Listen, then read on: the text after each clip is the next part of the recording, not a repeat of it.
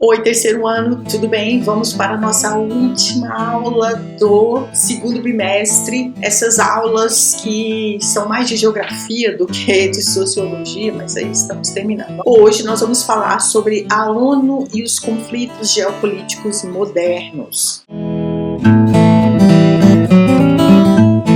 Vamos começar com o grande dilema da ONU. Se a ONU foi criada em 1945 com a promessa de salvar as gerações futuras do flagelo da guerra, por que o mundo hoje parece estar pegando fogo? Será que a ONU faliu ou nós é que não entendemos como ela funciona? O objetivo dessa aula é explicar que a ONU não é um governo mundial, mas sim uma arena diplomática. O objetivo hoje é que você entenda o papel e os limites da organização nos conflitos mais quentes da atualidade. Vamos entender agora a estrutura de poder. Quem realmente manda? Para entendermos por que a ONU parece travada em grandes conflitos, você, que é estudante do terceiro ano, precisa dominar a diferença entre dois órgãos vitais, que é o quê? A Assembleia Geral e o Conselho de Segurança. A Assembleia Geral, que tem uma sigla, a AGNU, é a festa de formatura da geopolítica. Todos os 193 países têm direito a um voto. É democrática, debate tudo, mas as suas resoluções são apenas recomendações, não tem força de lei, apenas recomenda que se faça tal coisa, que se pare a guerra, que pare de atacar país X. É assim que funciona. Já o Conselho de Segurança, o CSNU, é onde o poder real reside. Ali, as decisões são vinculativas, ou seja, são obrigatórias. E é composto por 15 membros, mas apenas 5 são permanentes, que é o famoso P5. E tem o poder mais temido da geopolítica, que é o poder de veto. Eu falei isso, eu acho que na terceira aula sobre o poder de veto. Mas vamos falar de novo, tá? O P5 e o poder de veto. Os 5 vencedores da Segunda Guerra Mundial, Estados Unidos, Rússia, China, França e Reino Unido, podem barrar qualquer resolução, mesmo que os outros 192 países do mundo votem a favor. Viu o poder? O poder de veto reflete o equilíbrio de forças lá de 1945 e não de hoje. E isso gera uma enorme crise de legitimidade e eficácia da ONU. Agora vamos ver a ONU no olho do furacão. Vamos entender como essa estrutura se aplica aos conflitos que caem na sua prova. Vamos a 2 estudos de casos principais. A guerra na Ucrânia, que é Rússia versus Ucrânia. O impasse em como a ONU pode punir a Rússia se a própria Rússia é membro permanente do Conselho de Segurança? Vamos ver como que funciona. No Conselho de Segurança, a Rússia vetou todas as tentativas de condenação. Bom, né? A solução foi levar o debate para a Assembleia Geral, onde a maioria esmagadora dos países condenou a invasão. Ou seja, todo mundo falando, Rússia, para com isso. Porém, como nós vimos, a Assembleia não tem poder militar de coerção, então não adianta nada, só foram recomendações. Agora vamos ver o papel humanitário. Embora politicamente travada, a ONU atua na linha de frente com a ACNUR, é essa sigla que você está vendo aí agora, que é a Agência para Refugiados, e na negociação de corredores humanitários. São aquelas questões onde há muitos refugiados saindo de um país, querendo entrar em outro.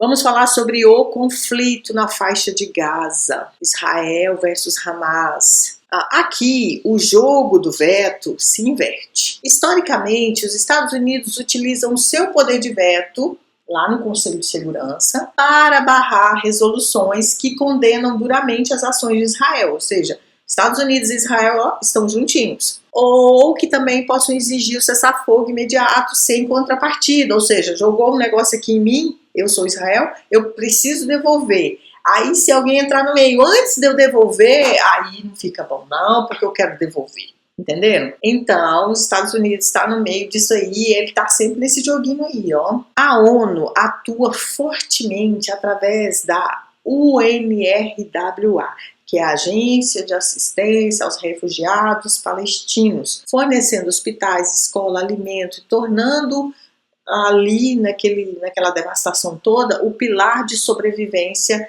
ali na região. Mas, olha, a ONU não toma partido ali da Palestina não, tá? Nós vemos frequentemente que ela está no centro das disputas, nas narrativas políticas entre os dois lados, né? Tem que estar assim mesmo, né? Agora vamos ver quais são as ferramentas que a ONU possui. Se o Conselho de Segurança está travado pelo veto, o que a ONU pode fazer? Nossa, essa pergunta é legítima.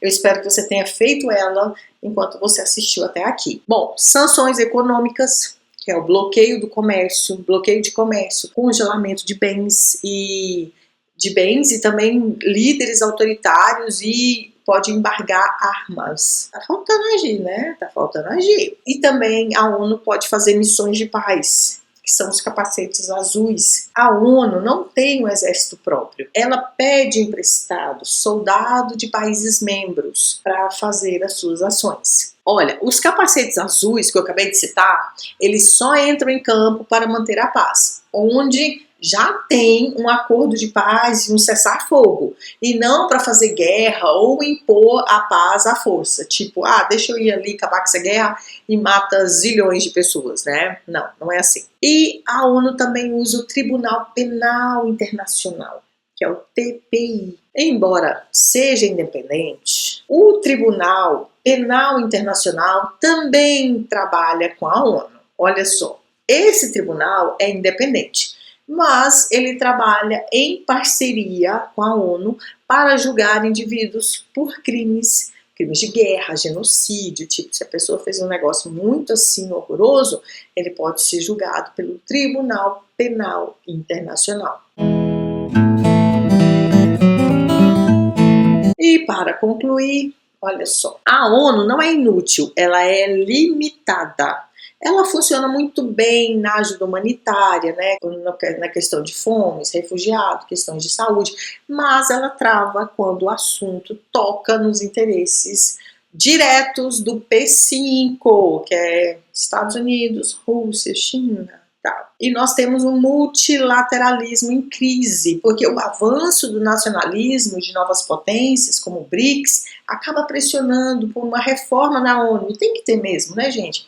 Parou lá em 1945, tem que ter reforma.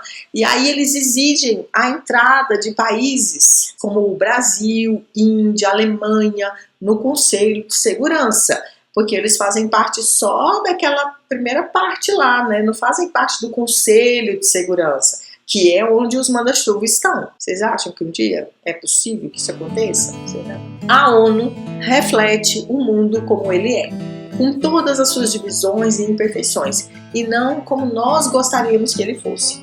Então, você tem que estar sempre de olho no Conselho de Segurança, porque ele é a chave para entender as redações, as questões da atualidade desse ano, tá? Dica aí da professorinha para vocês. Então é isso. Essa foi a nossa aula de hoje.